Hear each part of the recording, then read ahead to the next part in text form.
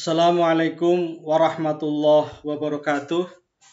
Saudara-saudara sekalian, pada kesempatan ini kita akan melanjutkan pembahasan kita terkait dengan hadis. Yang pada kesempatan ini kita akan membahas tentang hadis tujuan dakwah ya. Hadis tujuan dakwah. Kita awali dari pendahuluan, yaitu yang pertama bahwa dalam perspektif Al-Quran, dakwah berarti mengajak manusia ke jalan Allah, ke Darussalam atau Al-Jannah, agar mendapatkan keselamatan, kebahagiaan dunia dan akhirat. Ini sebagai sebuah misi suci, sebagai misi suci atau tugas suci, bahwa bagaimana kemudian dakwah itu diarahkan pada tujuan-tujuan yang suci sebagaimana ditunjukkan dalam Al-Quran sebagai kitab dakwah. Karena ketika kita belajar filsafat dakwah, bahwa Al-Quran sebagai kerangka berpikir, sebagai landasan dalam kerangka berpikir di dalam dakwah itu. Selanjutnya, bahwa tujuan dakwah Islamiyah adalah menyeru manusia menuju jalan Allah. Proses menuju ke jalan Allah inilah kemudian berkembang dan ditempuh melalui berbagai cara sesuai dengan kebutuhan dan kondisi dari kebutuhan dan kondisi. Dari penyesuaian inilah kemudian tercipta berbagai macam tujuan dakwah dengan muara mengarahkan manusia menuju jalan Allah. Jadi secara sederhana kita sampaikan bahwa tujuan dakwah Islamiyah itu adalah menyeru manusia menuju jalan Allah. Atau dalam perspektif Al-Quran, bahwa berdakwah itu berarti mengajak manusia ke jalan Allah untuk memasuki surganya Allah. Dan juga di samping itu untuk mendapatkan keselamatan, kebahagiaan di dunia maupun di akhirat. Itu adalah gambaran dasar daripada tujuan dakwah Islamiyah. Mari kita telusuri dari beberapa pandangan-pandangan para ahli yang mereka juga menyampaikan terkait dengan tujuan dakwah. Salah satunya adalah Muhammad Ali Aziz menyatakan bahwa tujuan dakwah itu mengubah sikap dan mental tingkah laku manusia yang kurang baik menjadi lebih baik, atau bahasa saya, meningkatkan kualitas keimanan Islam seorang secara sadar dan timbul adanya kemauan sendiri tanpa ada paksaan atau merasa terpaksa oleh siapa dan karena apa. Jadi di sini adalah si Ali Aziz menekankan bahwa salah satu tujuan dakwah itu mengubah sikap perilaku manusia yang kurang baik menjadi baik, yang imannya masih tipis-tipis, kemudian bagaimana imannya menjadi tebal. Dan semuanya itu, perubahan-perubahan itu tentu dilakukan oleh individual itu sendiri secara sadar, sehingga di sini dalam menjalankan tujuan-tujuan hidup ini mereka merasa dengan kesadaran tanpa ada paksaan. Kemudian Abdul Rasad Saleh, mereka ketika membahas tentang tujuan utama dakwah adalah agar terwujudnya kebahagiaan, kesejahteraan hidup di dunia dan di akhirat yang diridhoi oleh Allah. Ini sama dengan tadi gambaran umum yang telah kami sampaikan. Sedangkan menurut Syafaat Habib, bahwa mereka memberikan pandangan bahwa tujuan utama dakwah adalah akhlak, mewujudkan akhlak yang mulia atau akhlakul karimah. Nah, tujuan ini sebagaimana dulu dilakukan oleh Rasulullah SAW dalam misi dakwahnya, bahwa salah satu misi dakwah Nabi adalah menyempurnakan akhlak ya. Saya kira ada hadis yang juga cukup populer, innama bu'ithu li utammima makarimal akhlak, bahwa sesungguhnya Nabi Muhammad itu diutus ke dunia ini, salah satu misinya adalah untuk menyempurnakan akhlak. Maka tujuan dakwah itu dalam pandangan Syafaat Habib berdasarkan hadis itu, bahwa ya tujuan dakwah adalah dalam rangka untuk menyempurnakan akhlak. Nah, mulai dari Ali Aziz, Rosad Saleh maupun Saud Habib ini memang berbeda-beda mereka ketika mencoba merumuskan tujuan dakwah. Tetapi kalau kita cermati, perbedaan ini sesungguhnya adalah hanya orientasi, latar belakang keilmuan, atau juga model dakwah yang dilakukan atau pengalaman-pengalaman dakwah yang mereka lakukan. Tetapi pada prinsipnya adalah mereka para ahli ini mereka melihat dari segi metodenya, dari segi strateginya maupun dari segi pendekatan dakwahnya. Saudara sekalian, kita awali dari hadis yang pertama bahwa salah satu tujuan dakwah tadi adalah untuk mewujudkan akhlak yang mulia. Di dalam hadis Nabi dinyatakan bahwa saya langsung bacakan matanya saja. Qala Rasulullah sallallahu alaihi wasallam anna zaimun bi baitin fi robadil jannah liman tarokal mir'a wa in kana muhiqan wa bi baitin fi sahatil jannah liman tarokal kadhiba wa in kana mazian wa baitin fi a'lal jannah liman hasanul khuluquhu. Jadi hadis ini kalau kita ulang lagi bahwa ana zaimun bi baitin. Ini kata Rasulullah, sabda Rasul, bahwa saya menjamin seseorang bi baitin fi rabdil jannah. Mereka akan dibuatkan rumah di dalam tepi surga. Robadil jannati, ini di tepi surga. Liman tarokal miro'a. Apabila seseorang itu meninggalkan perdebatan, wa in kana muhiqan, meskipun yang diperdebatkan itu benar. Jadi yang diperdebatkan itu benar. Wa bi baitin fi wasatil jannah, dan menjamin akan dibuatkan rumah di tengah-tengah surga. Liman tarokal kadhiba wa in kana mazihan. Apabila mereka meninggalkan kedustaan, mereka meninggalkan dusta, meskipun mereka itu hanya sebagai senda gurau saja.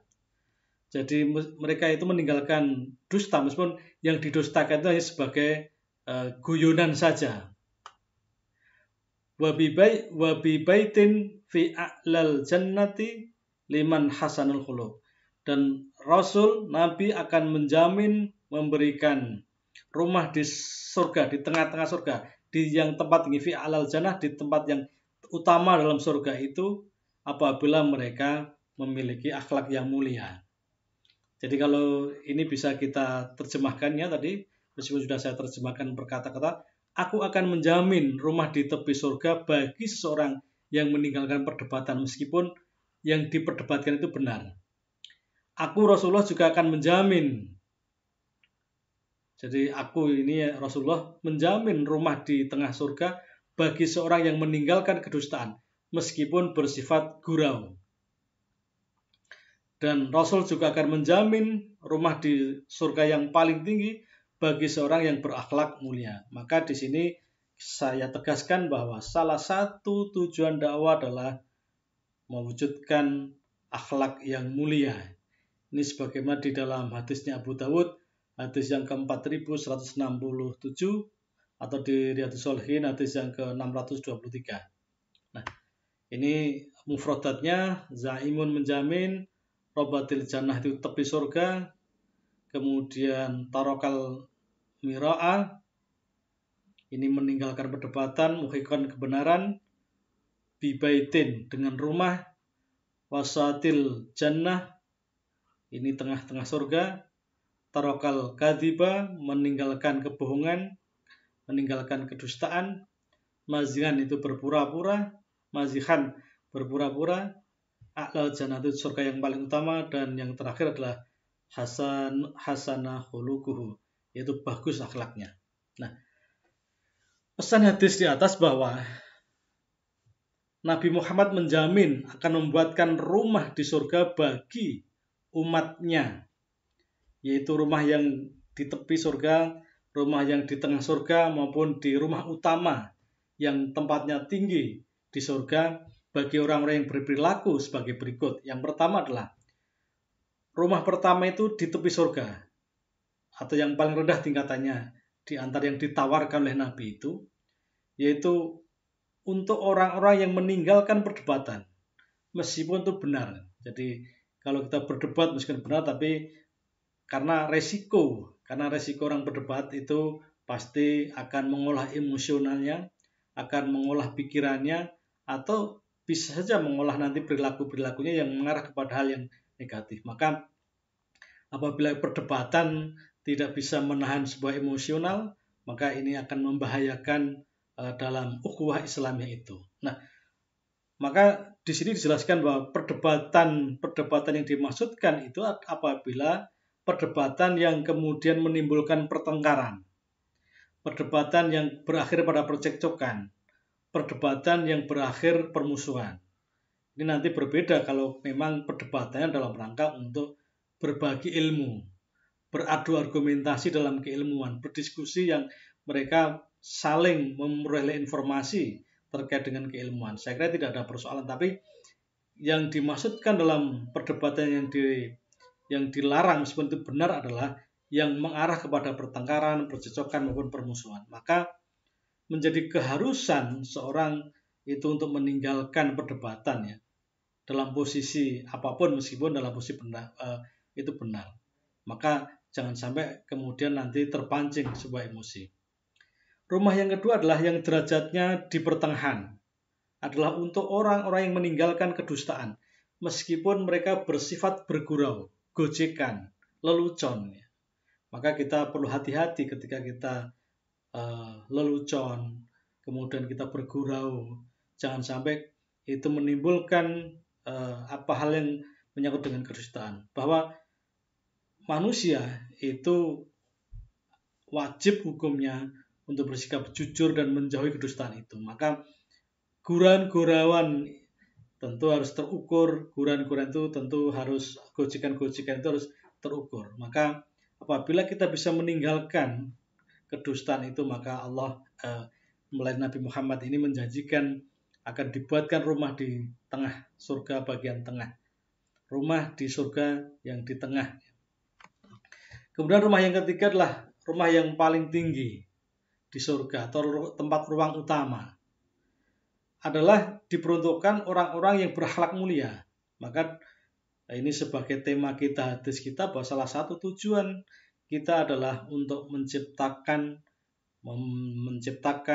kemudian melahirkan orang-orang yang berakhlak mulia. Itu salah satu tujuan dakwah. Maka berakhlak mulia baik itu kepada siapapun, mereka tidak suka membuat gaduh, tidak membuat sensasi sampai menimbulkan perdebatan sengit, atau jika mereka berdebat juga dengan cara-cara yang baik, wajadilhum billati ahsan, sebagaimana disebutkan di dalam Quran surat An-Nahl ayat 125. Maka inilah jaminan-jaminan dari Rasulullah SAW apabila mereka mereka bisa, satu tadi adalah meninggalkan perdebatan, yang kedua mereka tidak berdusta meskipun mereka gurauan, maka yang ketiga inilah yang bagian dari yang menjadi sorotan kita, menjadi tema kita pada hari ini, yaitu agar berakhlak mulia. Maka bagaimana nanti salah satu tujuan dakwah tadi melahirkan orang-orang atau menjadikan akhlak mulia, atau kita sendiri juga berakhlak mulia. Nah, meninggalkan perdebatan yang kemudian juga ini dianjurkan, diarahkan, dinasihatkan oleh Rasulullah agar kita juga mendapatkan tadi surga-surga yang telah dijanjikan. Kemudian meninggalkan dusta, maupun juga kita harus menjadi orang yang berakhlak mulia. Saudara sekalian, kita lanjutkan pada hadis yang kedua, yaitu hadis yang membimbing pada kejujuran dan kebajikan.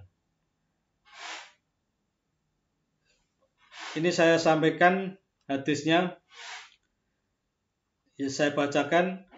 Inna sidqa yahdi ilal birri wa innal birra yahdi ilal jannah wa inna rajula la yasduku hatta yakuna sidqan wa innal kadhiba yahdi ilal fujur wa innal fujura yahdi ilan nar wa inna rajula la yakdibu hatta yaktuba indallahi kadhiba.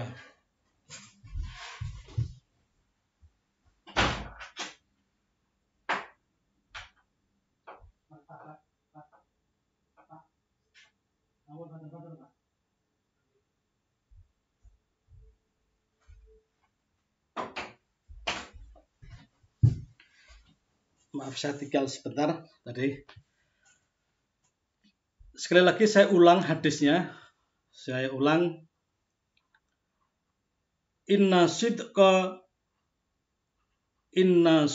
yahdi ilal birri wa innal birra yahdi ilal jannah wa inna rajula la yasduku hatta yakunu sidqan wa innal kadhiba yahdi ilal fujur wa innal fujura yahdi ilan nar wa inna rajula la yakdzibu hatta yaktubu indalli kadzaba. Telah menceritakan kepada kami, Utsman bin Abu Syaibah telah menceritakan kepada kami Jarir dari Mansur, dari Abu Wa'il, dari Abdullah radhiyallahu anhu, Nabi sallallahu alaihi wasallam bersabda, sesungguhnya kejujuran akan membimbing kepada kebaikan dan kebaikan akan membimbing ke surga. Sesungguhnya jika seorang yang senantiasa berlaku jujur, maka ia akan dicatat sebagai orang yang jujur. Dan sesungguhnya kedustaan itu akan mengantarkan kepada kejahatan. Dan sesungguhnya kejahatan itu akan menggiring ke neraka. Dan sesungguhnya jika seorang itu selalu berdusta, maka ia akan dicatat sebagai pendusta. Ini hadis Bukhari, hadis yang ke-5629 atau dalam Ulumul Marjan hadis yang ke-1675. Nah, ini mufradatnya. Sidqa itu kejujuran, yahdi itu memberikan menunjukkan atau membimbing, al-birra kebaikan, al-kadzib itu kedustaan, al-fujur ini kejahatan, yaktuba tercatat, rajula seorang laki-laki, kadzaba itu pendusta. Nah, pesan hadis ya, jadi pesan hadis tadi yang saya bacakan tadi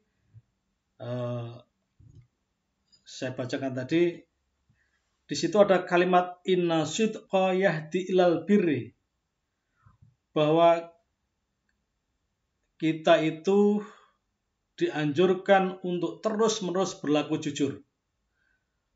Karena jika selalu jujur dalam setiap aktivitas hidup, maka kejujuran akan membawa kepada albir, yaitu unsur-unsur kebaikan. Dan kebaikan itu akan membawa ke surga, yang merupakan puncak dari keinginan semua pemeluk agama. Maka kita temukan di beberapa ayat Al-Quran yang menjelaskan bahwa laisal biro antuwalu wujuhakum kibalal masyriqi wal maghrib walakinnal biro man amana billahi wal yaumil akhir wal malaikati wal kitabi wan nabiyina wa atal mala ala hubbihi dzawil qurba wal yatama wal masakin wabnus sabil wasailina wa firiqab wa aqamus sholata wa atuz zakata wal mufuna bi ahdihim idza ahadu was-sabirina fil ba'sa'i wadh-dhara'i wa hinal ba's ulaikal ladzina shadaqu wa ulaika humul muttaqun. Ini ayat yang disebutkan di dalam Quran surat Al-Baqarah ayat 177. Bahwa bukanlah menghadapkan wajah ke arah timur dan barat itu suatu kebajikan, akan tetapi sesungguhnya kebajikan itu ialah beriman kepada Allah, hari kemudian atau hari kiamat, kemudian beriman kepada malaikat-malaikat, kitab-kitab, nabi-nabi, dan memberikan harta yang dicintainya kepada kerabat, anak yatim, orang-orang miskin, musyafir atau orang yang membutuhkan pertolongan, dan orang-orang yang minta-minta, dan memerdekakan hamba sahaya, mendirikan sholat, menunaikan zakat, dan orang-orang yang menempati janjinya apabila ia berjanji, dan orang-orang yang sabar dalam kesempitan, penderitaan, dan dalam peperangan. Mereka itulah orang yang benar imannya, dan mereka itulah orang yang bertakwa. Ini sebagaimana disebutkan dalam surat Baqarah. Tadi kita albir, yaitu kebaikan.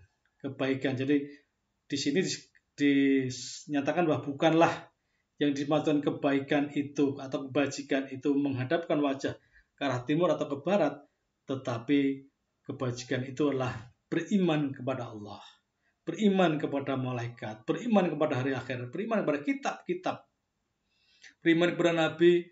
Nah, ini yang perlu kita fahami bersama-sama adalah ketika kita memiliki harta yang kita senangi, maka kita berikan kepada kerabat kita berikan anak-anak yatim, orang-orang miskin, orang yang musafir, dan orang yang minta-minta, atau orang yang tidak meminta-minta, atau hamba sahaya. Nah, itu bagian. Tapi kemudian juga kebaikan itu adalah mendirikan sholat, menunaikan zakat, menepati janji apabila berjanji, kemudian bersabar dalam kesempitan, bersabar dalam penderitaan, bersabar dalam peperangan. Maka itulah yang disebutkan dengan orang yang bertakwa. Jadi di sini kebaikan itu akan membawa kepada ketakwaan. Maka kalau kita ketakwaan itu berarti orang yang menuju kebaikan. Maka di sini kita lihat tadi sesungguhnya sidqa yahdi ilal birri, bahwa kejujuran itu akan membawa kepada ilal bir, kebaikan. Karena orang bertakwa tadi tentu mereka juga mereka adalah orang yang jujur. Orang yang beriman pasti mereka orang-orang yang jujur. Orang-orang yang ihsan berarti mereka juga orang-orang yang jujur. Jadi iman, Islam, ihsan itu adalah modalnya adalah kejujuran. Ini perlu kita tegaskan di sini. Nah, kebaikan albir yang bersumber dari kejujuran adalah kebaikan yang diridhoi Allah, bukan sekedar menghadap ke arah atau ke barat, atau arah ke timur atau ke barat. Tapi kebaikan itu adalah beriman kepada Allah tadi, yang di dalamnya adalah mereka beriman, berarti rukun iman. Mereka menjalankan rukun iman. Kebaikan itu tentu menjalankan rukun iman. Rukun iman ini iman kepada Allah, iman kepada malaikat, hari kiamat, iman kepada kitabnya, kemudian beriman kepada nabi, kenabian. Nah, yang selanjutnya adalah mereka harus punya jiwa sosialisme, sosial, bermuamalah, memberikan harta yang kita sukai kepada anak-anak miskin, kemudian anak yatim piatu, kerabat, orang yang kehabisan bekal dalam perjalanan atau yang lain. Dan juga mereka harus tadi Islam, harus kemudian mereka melaksanakan sholat, berzakat, dan sebagainya. Jadi di sini secara umum bahwa kebaikan itu bir ini sebagai model kejujuran, maka bir yang dimaksudkan di sini adalah orang yang beriman, orang yang Islam, dan orang-orang yang senantiasa, sekali lagi, orang yang ihsan. Maka inilah yang kemudian menjadi orang yang disebutkan sebagai mereka itulah orang-orang yang bertakwa. Oleh karena itu salah satu tujuan dakwah di sini dalam hadis tadi adalah bagaimana kita keimanan ketakwaan itu, ihsan itu menjadi salah satu tujuan dakwah, bagaimana itu bisa membimbing. Jadi sebagaimana tujuan dakwah yang kedua dalam hadis ini adalah bagaimana tujuan dakwah itu membimbing kebaikan melalui modal dasarnya adalah kejujuran. Karena kejujuran adalah lurusnya perbuatan, kejujuran itu berarti mereka bagian dari melaksanakan perintah Allah dan Nabi-Nya, dan jujur itu adalah keadaan di mana lurusnya hatinya dan lurusnya anggota tubuhnya. Kejujuran itu sebagai bagian dari keikhlasan dan selalu berusaha mencerahkan kemampuan dalam menggapai hal tersebut. Oleh karena itu, ketika orang masuk dalam tergolong orang-orang yang baik, bir, maka kemudian kebaikan itu, maka kejujuran itu menjadi modal utama. Maka salah satu, sekali lagi saya tekankan bahwa tujuan dakwah itu membimbing orang menjadi orang yang bir. Orang yang bir itu ya beriman, bertakwa, orang yang berihsan tadi. Gambarnya seperti itu. Menjalankan syariat, mereka menjalankan muamalah, dan sebagainya. Saudara sekalian, kita lanjutkan pada hadis yang ketiga.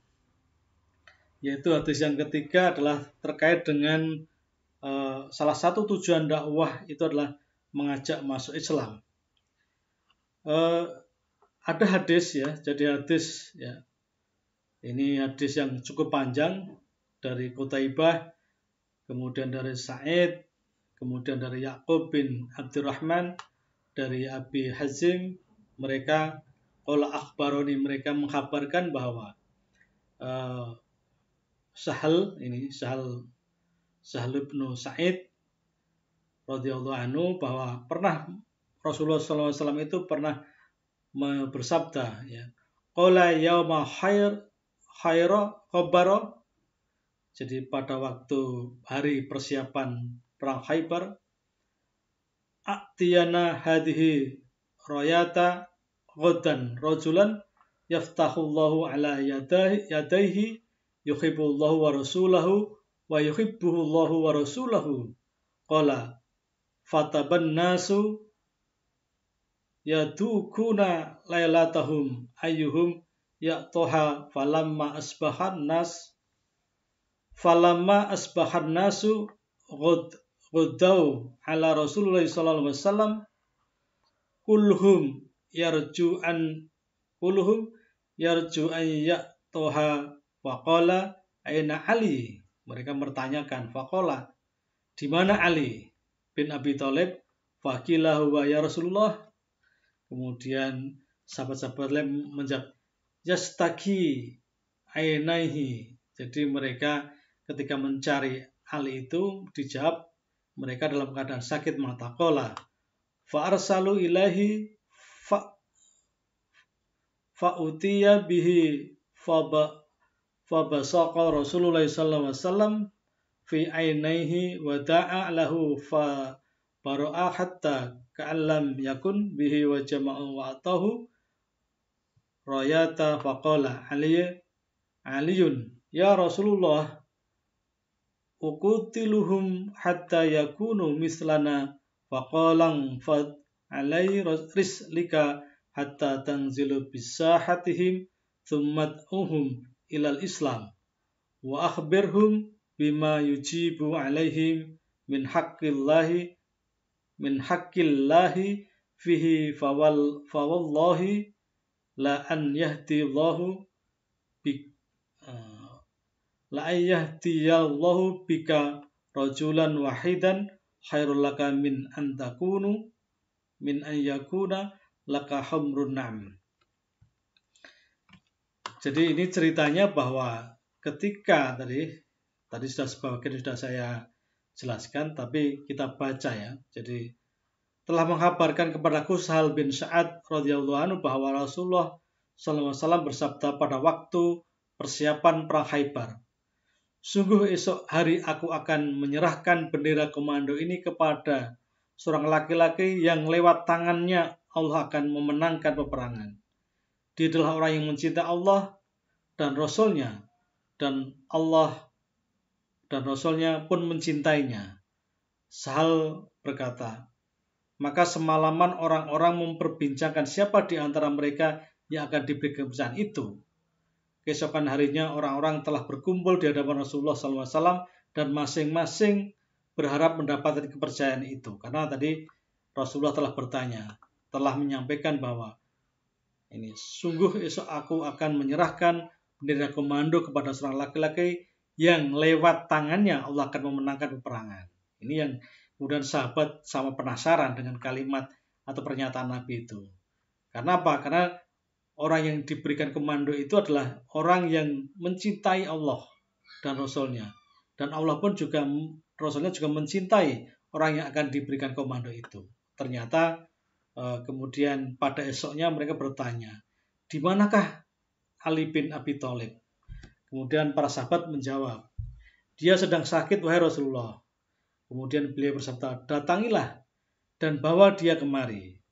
Kemudian Rasulullah SAW lalu meludahi matanya matanya Ali bin Abi Thalib dan mendoakan. Maka seketika itu matanya Ali sembuh, seakan tidak ada bekas sakit sebelumnya. Maka akhirnya beliau menyerahkan bendera komando tersebut kepada Ali. Ya, kemudian Ali berkata, "Wahai Rasulullah, aku akan memerangi mereka hingga mereka menjadi seperti kita." Maksudnya mereka seperti kita itu memerangi agar mereka menjadi pemeluk Islam. Maka beliau berkata, "Laksanakanlah dengan tenang hingga kamu singgah pada tempat tinggal mereka, lalu ajaklah menerima Islam dan kabarkanlah kepada mereka apa yang menjadi kewajiban mereka dari hak Allah. Sungguh seandainya Allah memberi hidayah kepada seorang lewat perantaraanmu, hal ini lebih baik buatmu daripada unta merah." Ini hadis Bukhari, hadis yang ke-2212. Nah, saya kira ini penting bahwa salah satu tujuan dakwah itu adalah mengajak kepada Islam. Meskipun dengan berbagai cara, termasuk tadi ketika perang Khaybar ini kan perang yang cukup besar. Kemudian pesan dari Rasulullah tadi, apabila kamu menangkan peperangan, maka di situ kata Rasulullah itu, ajaklah mereka menerima Islam dan kabarkanlah mereka apa yang menjadi kewajiban mereka dari hak Allah. Berarti mereka sesungguhnya pada prinsipnya adalah orang yang beragama, agama Islam. Maka kemudian dengan cara inilah, maka salah satu tujuan dakwahnya adalah mengajak mereka Islam. Ini mufradatnya, uqatiluhum, aku akan memerangi. Infad, ini laksanakanlah. Ala rislika, dengan tenang. Tanzil, turun. Halaman rumah bisa hatihim, dan seterusnya. Kita lihat sekarang pesan hadisnya. Jadi pesan hadisnya. Hadis di atas menceritakan tentang persiapan perang Khaybar dan nasihat untuk Ali bin Abi Thalib yang akan menghadapi perang. Ya. Pesan penting dari peperangan adalah mengajak untuk masuk ke dalam Islam. Dalam catatan sejarah perang Khaybar, satu-satunya ya, perang ya, itu benteng-benteng Khaybar, itu namanya benteng-benteng Khaybar yang berhasil ditaklukkan oleh pasukan yang dipimpin oleh Ali bin Abi Thalib tadi. Misi mereka adalah Islamisasi. Nah, dalam pertempuran tersebut terdapat sebuah pertarungan paling legendaris, ya, dicatat dalam sejarawan bahwa ketika Ali bin Abi Thalib tiba di gerbang benteng Naim, yang juga merupakan benteng terbesar dan terkuat di Khaybar, di benteng ini ada sosok bernama Mahrab, seorang pendekar Yahudi yang paling ternama. Ia datang menentang duel Ali bin Abi Thalib dengan segala atribut-atribut perangnya. Maka Mahrab ini bahkan mengenakan baju zirah, ya, 2 lapis beserta helm pelindung atau disebut dengan mikfar dan perisai. Nah, baju besi dan mihrab itu tak ubahnya seperti kayu lapuk, ya, dengan mudah kemudian dikalahkan oleh Ali bin Abi Thalib. Bahkan pedangnya Ali yang bernama Zulfikar itulah kemudian bisa mengalahkan dari Mahrab, seorang Yahudi. Nah, dari peperangan itu dimenangkan umat Islam. Maka pertama kali yang dilakukan oleh Ali bin Abi Thalib itu adalah mengajak penduduk Khaybar masuk dalam Islam. Nah, ini menegaskan bahwa pesan Nabi Muhammad SAW bahwa untuk mendapatkan hidayah dengan berbagai cara, termasuk peperangan, menjadi penyebab orang masuk Islam. Maka hadis itu dipahami bahwa berdakwah dengan mengajak orang masuk Islam sama beratnya dengan peperangan. Dan perlu dicatat bahwa salah satu tujuan dakwah adalah Islamisasi umat manusia. Jadi dakwah itu sama dengan peperangan. Intinya adalah bagaimana mereka mengajak kepada Islam. Nah, ini perlu kita tahu bersama-sama bahwa kalau kita analisis dari hadis tadi, mulai dari hadis yang pertama, hadis yang kedua, ketiga, yang pertama kaitannya dengan janji Rasulullah akan membuatkan rumah di 3 tipe tadi, kita akan masuk tipe yang mana? Maka Kalau kita melihat dari tujuan dakwah akhlak mulia, berarti justru kita akan mendapatkan tipe yang ketiga, yaitu surga itu utama. Yang kedua terkait dengan ajakan kita harus mengajak kepada membimbing kepada kejujuran ya. Jadi salah satu tujuan dakwah adalah untuk agar kita membimbing kejujuran kebaikan. Karena dengan kejujuran itulah kita akan menuju kepada keimanan, ketakwaan dan keihsanan. Nah, kita lanjutkan bagaimana kita analisisnya ya. Kita analisis bersama-sama. Nah, yang pertama bahwa kalau kita merujuk dari pernyataannya M. Natsir dalam bukunya Fikih Dakwah itu, bahwa salah satu tujuan dakwah adalah memanggil setiap orang untuk kembali kepada syariat Islam. Karena pada dasarnya manusia itu dilahirkan dalam keadaan Islam. Sebagaimana kita temukan di dalam beberapa ayat bahwa kita itu mitsaqan ghalidha, sudah berjanji sebelum lahir akan disumpah oleh Allah untuk pada millata Ibrahim Hanifah, pada agama itu, milah agama.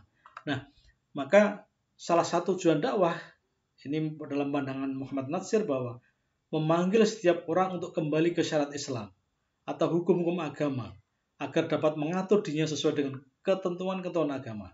Ini yang pertama. Jadi memanggil untuk kembali kepada syariat Islam. Yang kedua adalah memanggil setiap orang kepada fungsi hidup sebagai hamba Allah di atas dunia, maka berisikan manusia berbagai jenis, bermacam-macam, pola pendirian, kepercayaan, yakni fungsi-fungsi sebagai syuhada ala nas ya, menjadi pelopor. Maka yang kedua adalah bahwa tujuan dakwah itu memanggil kepada orang-orang untuk memahami apa sih sesungguhnya fungsinya orang hidup itu ya. Jadi kalau kita lihat bahwa ya orang hidup itu ya kita diciptakan Allah itu tidak lain hanya untuk beribadah. Jadi sesungguhnya manusia dan jin itu diciptakan tidak lain untuk beribadah. Maka fungsi-fungsi hidup sebagai untuk beribadah. Yang ketiga adalah dalam pandangan Natsir bahwa salah satu tujuan dakwah adalah memanggil setiap orang kepada tujuan hidup. Tadi ini fungsi hidup, tujuan hidup yang hakiki, yaitu menyembah Allah sebagai bentuk kepatuhan sehingga hidup mempunyai fungsi, tujuan, yaitu agar kita masuk surga. Jadi tujuannya adalah menyembah dengan masuk surga. Nah, fungsi-fungsi manusia tadi, yang ketiga memanggil fungsi hidup manusia itu ya tadi mereka punya tugas, punya wewenang sehingga mereka bisa menjalankan tugas-tugas mereka. Ini sebagai landasan ketika kita akan menganalisis dari pandangan dari Muhammad Natsir dalam bukunya Fiqh Dakwah. Nah, bagaimana hadis tadi kita baca dalam konteks tujuan dakwahnya? Kalau kita lihat bahwa tujuan dakwah secara umum yang pertama adalah untuk mentauhidkan Allah. Ini secara rinci, secara detail adalah salah satu tujuan adalah mentauhidkan Allah. Inti dari dakwah Islam adalah dakwah illa tauhidillah. Artinya mereka beriman, membenarkan secara pasti terhadap wujud keberadaan Allah. Ini secara penting untuk difahami bahwa nilai-nilai tauhid itu akan membawa seorang kepada keimanan. Iman kepada Allah, iman kepada malaikat, Rasulnya, qadar dan qadar dan sebagaimana kita selalu kita belajar tentang rukun iman, rukun Islam itu. Yang kedua adalah menjadikan Islam sebagai rahmat. Jadi salah satu tujuan dakwah secara umum adalah menjadikan Islam sebagai rahmat. Karena iman kepada Allah tidak hanya sekedar percaya wujud, tapi harus disertai dengan ketundukan, kepatuhan, kepasrahan. Ini karena Rasulullah SAW diutus, maka karena dengan itulah utusan-utusan itulah yang kemudian memberikan beberapa hal petuah, nasihat, tuntunan kepada kita semuanya. Maka menjadikan Islam sebagai rahmat itu tujuan yang kedua. Tujuan yang ketiga adalah menjadikan Islam sebagai pedoman hidup manusia.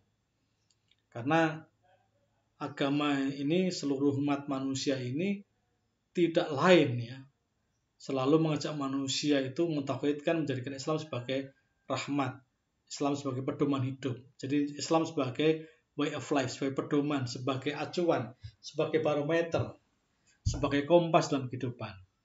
Yang keempat adalah bagaimana kemudian salah satu tujuan umum berdakwah adalah untuk mencari keridhaan Allah. Karena dengan keridhaan itulah, maka keridhaan itulah yang kemudian akan menjadi bagian yang terpenting dalam kehidupan. Tanpa keridhaan maka hidup itu akan terasa.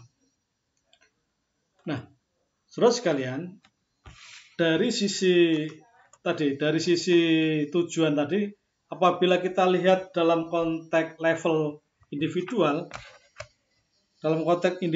maka mengubah paradigma ya, salah satu level di masyarakat adalah untuk mengubah paradigma berpikir. Jadi salah satu tujuan dakwah adalah mengubah paradigma berpikir. Itu yang pertama. Yang kedua, bagaimana kemudian menginternalisasikan ajaran-ajaran Islam dalam kehidupan seorang muslim sehingga menjadi kekuatan batin ya. Jadi ada kerangka berpikirnya melalui paradigma-paradigmanya dalam kehidupannya. Yang kedua adalah menginternalisasi ajaran. Yang ketiga itu adalah ya internalisasi ajaran Islam ya. Selain menginternalisasi ajaran Islam kehidupan, juga bagaimana kekuatan batin ya, menginternalisasi ajaran Islam, dan juga bagaimana mewujudkan dari internalisasi ajaran Islam itu. Itu saya kira pertama perlu kita tegaskan. Kemudian dalam beberapa tujuan dakwah dalam konteks kelompok masyarakat tadi kan dari konteks individu. Nah, dalam konteks masyarakat maka tujuan dakwah adalah bagaimana meningkatkan persaudaraan, persatuan di kalangan muslim ya. Ini penting ya. Jadi kalau kita baca di beberapa Quran surat Al-Baqarah itu saya kira kita temukan. Yang kedua adalah bagaimana meningkatkan hubungan yang harmonis dan saling menghargai antar anggota kelompok atau masyarakat. Ini juga saya kira penting. Kemudian penguatan struktur sosial dan kelembagaan yang berbasiskan nilai-nilai Islam. Ini juga penting ya. Jadi salah satu tujuan dakwah masyarakat adalah penguatan struktur sosial dan kelembagaan atau nilai-nilai. Yang keempat adalah membangun kepedulian dan tanggung jawab.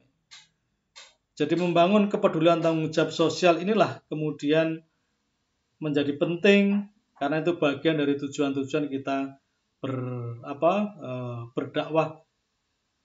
Saya kira beberapa hal ini bagian dari analisa hadis tadi, dari ketiga hadis tadi, bahwa tentu pada level kelompok masyarakat, dalam kelompok individu itu tujuan-tujuannya lebih spesifik, lebih khusus ya. Tadi kalau sekali lagi saya ulang bahwa tujuan dakwah dalam konteks individual itu satu adalah mengubah paradigma berpikir tentu orang muslim juga. Kemudian yang kedua adalah menginternalisasi ajaran. Dan yang ketiga adalah mewujudkan internalisasi itu. Ini dalam konteks individual. Dalam konteks masyarakat, yaitu meningkatkan persaudaraan dan persatuan. Meningkatkan hubungan yang harmonis dan saling menghargai antar kelompok anggota atau masyarakat. Yang ketiga, penguatan struktur sosial dan kelembagaan yang berbasiskan pada nilai Islam. Dan yang terakhir adalah membangun kepedulian dan tanggung jawab sosial dalam membangun kesejahteraan umat manusia. Saya kira itu beberapa hal yang terkait dengan tujuan dakwah. Terima kasih, mudah-mudahan dari sedikit itu bisa memberikan manfaat kepada kita sekalian. Assalamualaikum warahmatullahi wabarakatuh.